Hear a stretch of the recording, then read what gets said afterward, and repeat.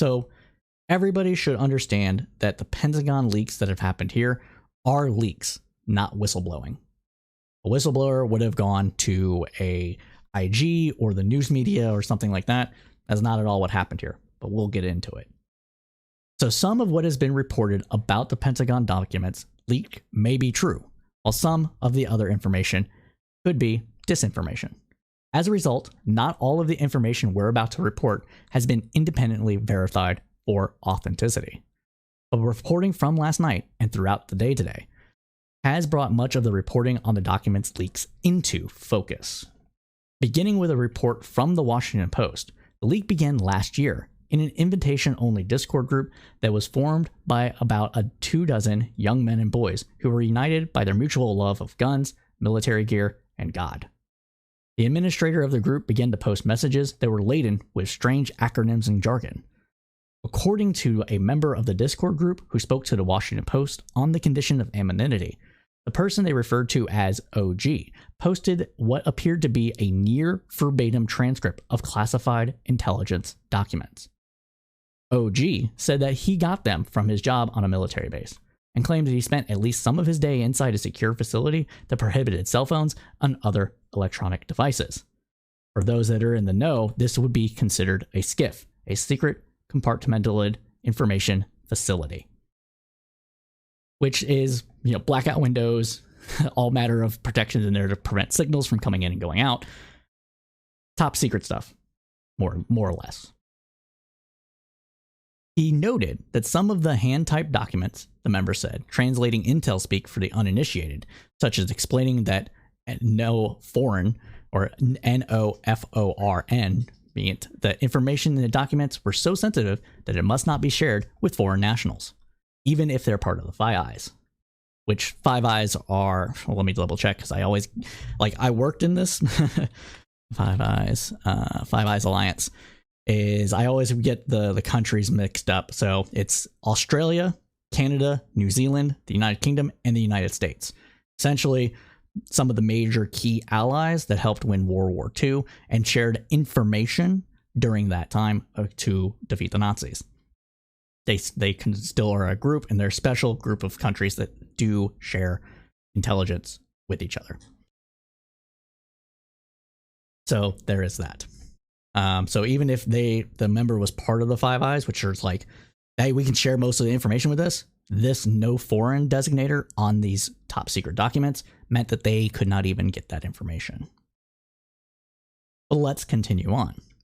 So the transcribed documents covered a range of sensitive subjects that only people who had undergone months-long background checks could be authorized to see.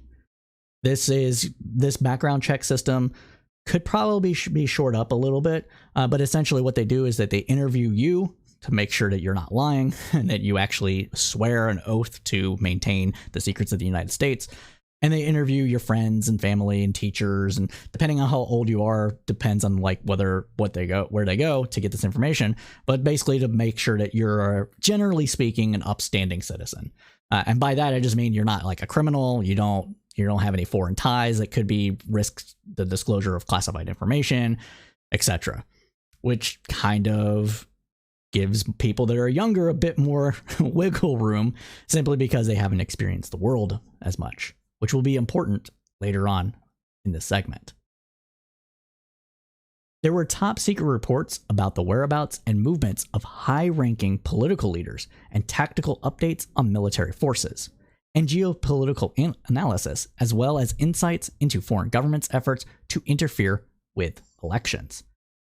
Top secret stuff, I'm telling you. When curating the hundreds of classified files by hand had proved too tiresome, OG began posting hundreds of photos of documents themselves. For a person that wasn't supposed to have a cell phone in a SCIF, sure seemed like he was not being checked to make sure he didn't have a cell phone in the SCIF. He posted an astonishing cache of secrets that has been steadily spilling into public view over the past week. In addition to speaking to members of the Discord group, the post has reviewed approximately 300 photos of classified documents, most of which had not been made public. These were made more vivid documents than the plain text rendering. Some feature detailed charts of battlefield conditions in Ukraine and highly classified satellite images of the aftermath of Russia's missile strikes on Ukrainian electrical infrastructure.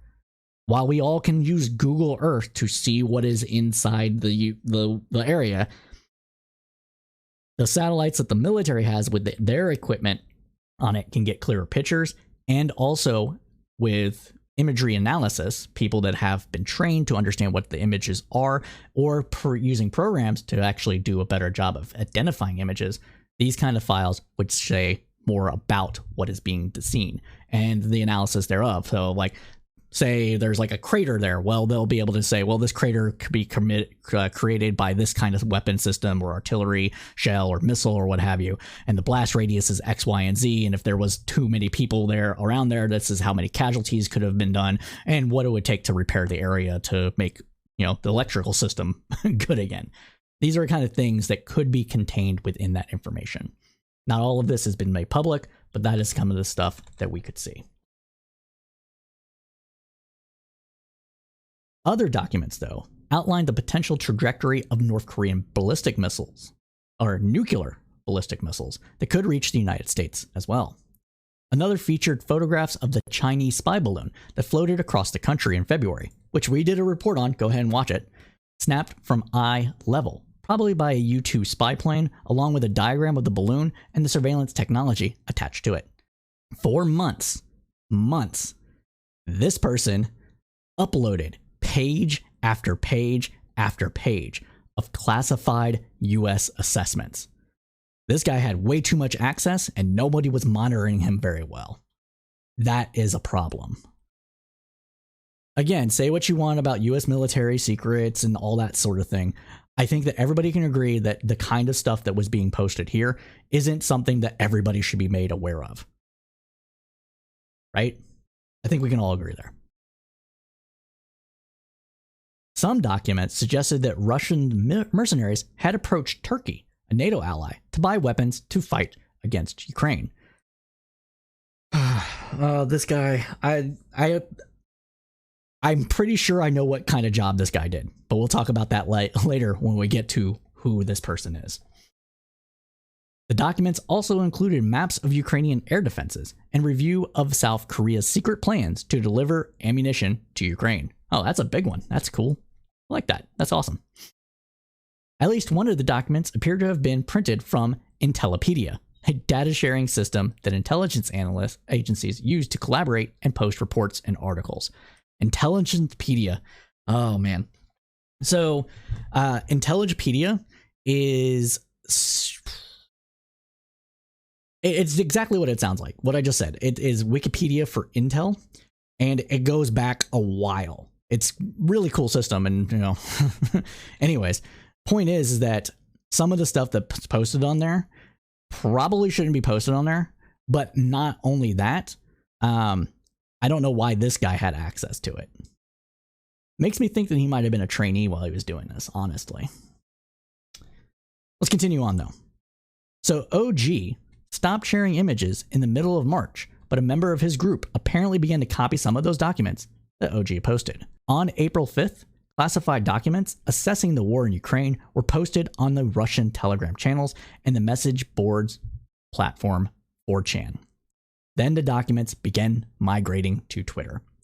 One image showing a March 1st Ukraine status update had been crudely doctored to inflate the number of Ukrainian casualties and downplay those on the Russian side, which we will go over to some of those now.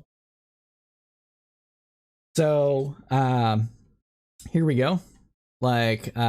So this Eric Toller is a member of Bellingcat. He is Bellingcat is a open source intelligence gathering news media organization that understands a lot about the things that happen in the world in the realm of intelligence and military, a bunch of other stuff. They're just like a really good investigative journalist that use the internet to do a lot of their reporting.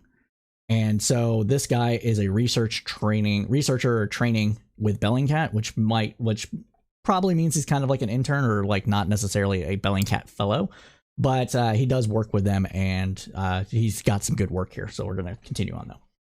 So one of those, let's see here. You had it here. Here it is.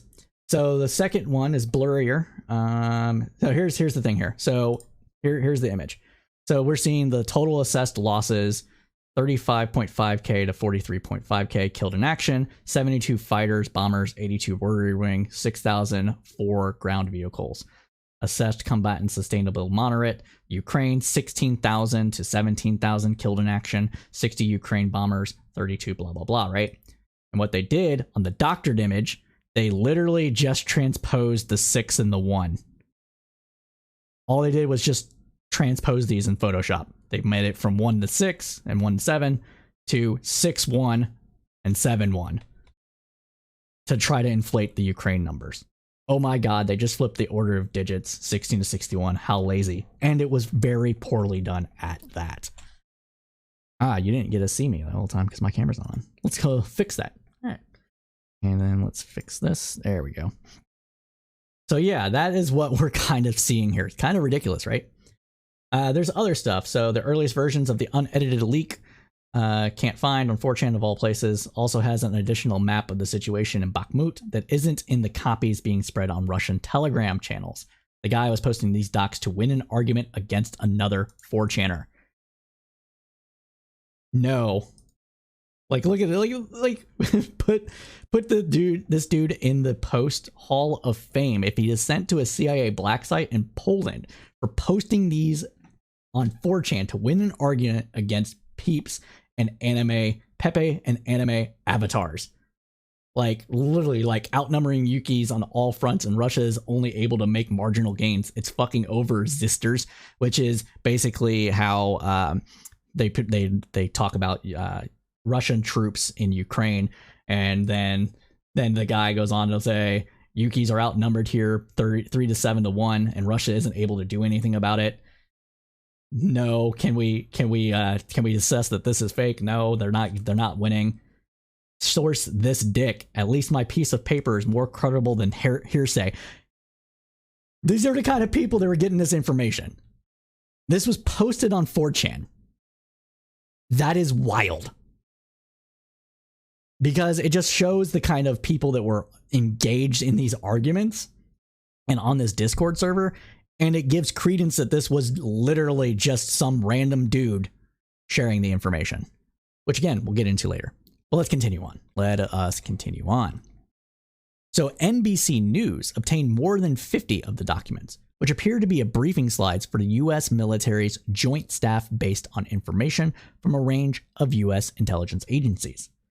The documents included detailed intelligence on Russia's tactical moves in the war in Ukraine, descriptions of Ukraine's combat power and weaknesses, alleged sabotage by Ukrainian agents inside Belarus and Russia, and spying reports on allies, including South Korea and Israel.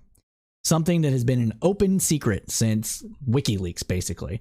Yes, the United States spies on allies. Allies spy on the United States. This is how things work. This is how people get leverage in the game of global politics. Whether you agree with it or not, I tend to think that this is actually a necessary evil, personally. You should understand that this is something that the United States isn't the only country doing. Everybody is doing this. It is the bread and butter of geopolitics. You understand your friends and you understand your enemies. That way you can maneuver in the world as it actually is, instead of the glad-handing bullshit that actually is out in the world and is the edifice of what is going on.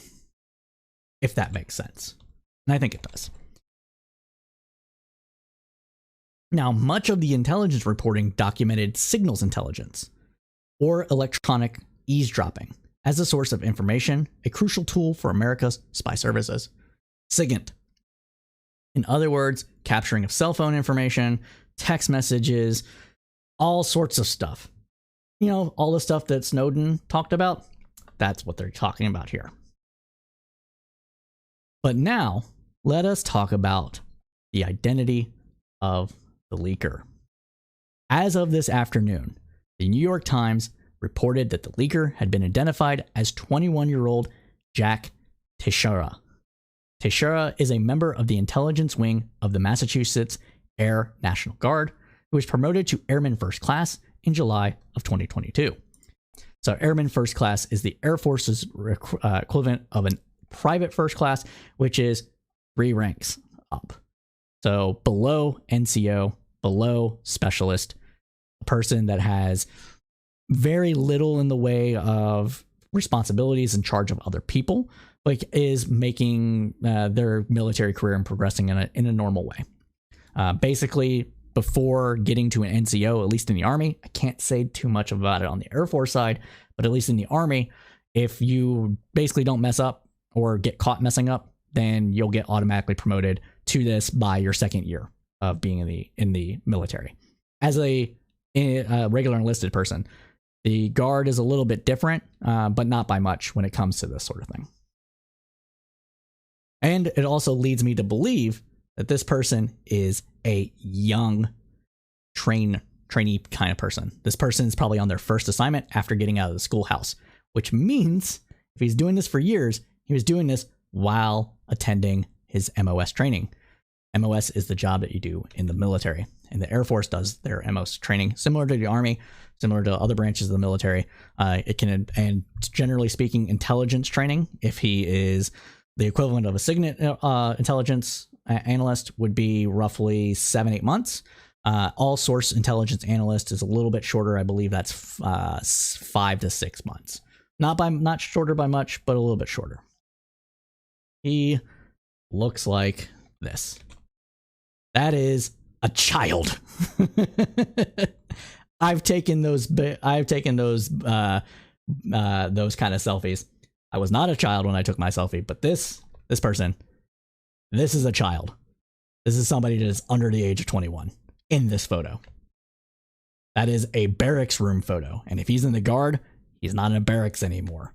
Barracks Guard, the National Guard, is at home with mom and dad, or on their own, living on their own, depending on their own financial circumstances.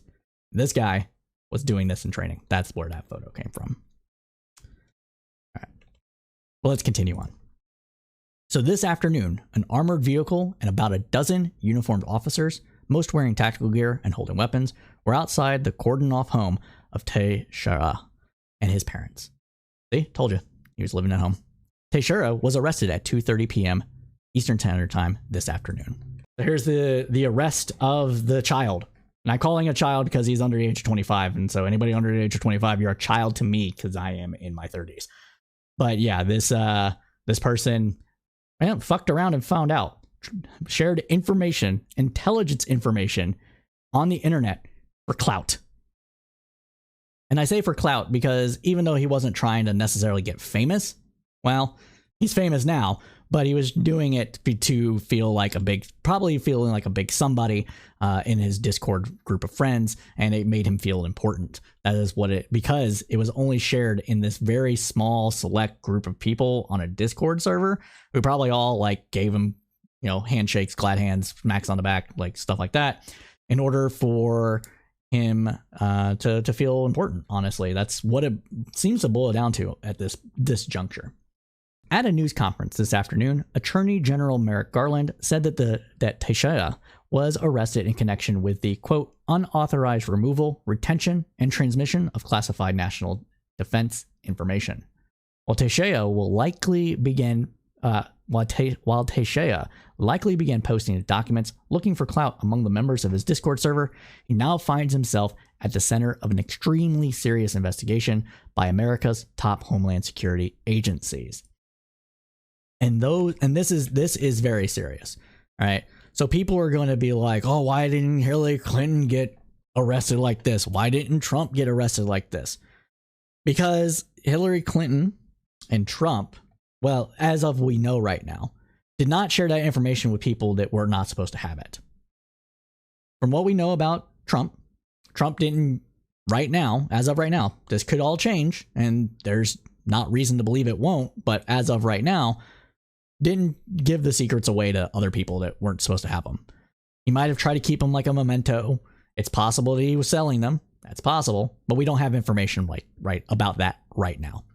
Ergo, it is a improper taking home of documents, and that is usually a slap on the wrist. Even in the military, that would be a slap on the wrist because, hey, people, sometimes things happen. You forgot you had it in your backpack. You were doing a report on it, stuff like that. So that's how they go about these things. As long as it wasn't intent to distribute, then you're generally speaking not going to find yourself in serious trouble.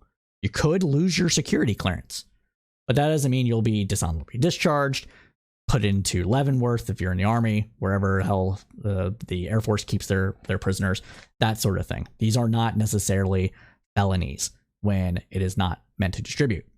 Why Clinton didn't get prosecuted over her mishandling of classified information, because everybody she shared it with that we know of, that we have evidence of, was people that were supposed to have it, that had already authorized it. It was just being shared improperly, not the most secure of manners. You can argue whether or not maybe we should, put people in prison and charge them with felonies for negligently carrying around documents or putting them on places they're not supposed to be. But that's not how we've enforced this law. And it could, like I said, I think it's because a lot of people understand that mistakes happen and you don't want to ruin someone's entire life for doing a mistake. This guy did not just do a simple mistake. He took the documents out of a secured facility and then deliberately shared them with people that were not authorized to see those documents. This is similar to what Chelsea Manning did with the with WikiLeaks. This is similar to what Edward Snowden did with the Snowden files and Glenn Greenwald and The Guardian. I don't remember the other reporter's name right now. And you can talk about whether or not those are journalist leaks and they should be considered a different way, but this guy didn't even do that. He shared it with a group of friends on a Discord server. You know who has this information now? China. China definitely has its information now because Discord routes a lot of its information through China into a database that it controls. And Discord, how do you think it makes it money? Makes its money by selling data and boost and stuff like that. But a lot of it comes from selling data and artificial intelligence and things like that. So this is a very serious thing. This person, this guy, this Tashea, this Jack Tashea, is going to serve prison time. There's no doubt in my mind that he is. That he's not. He's going to serve prison time. And he probably should. He probably should.